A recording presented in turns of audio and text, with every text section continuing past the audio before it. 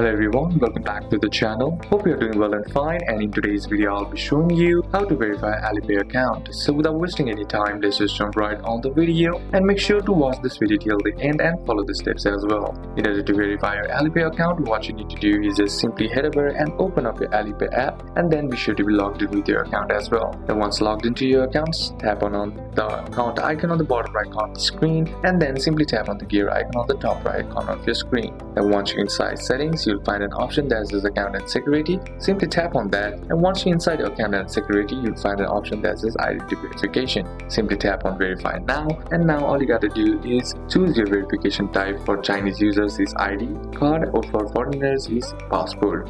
Take a clear photo of your passport personal info page and follow the prompts to upload or scan, and allow camera access and follow instructions to take selfies or perform movements. Then usually instant or takes a few minutes, and you'll get a notification once you are approved. So these are a couple of steps that you can apply, and that's it for today's video guys. Hope this video was useful to you. Leave a like if it did, comment down any questions that you have, and see you soon on the next one.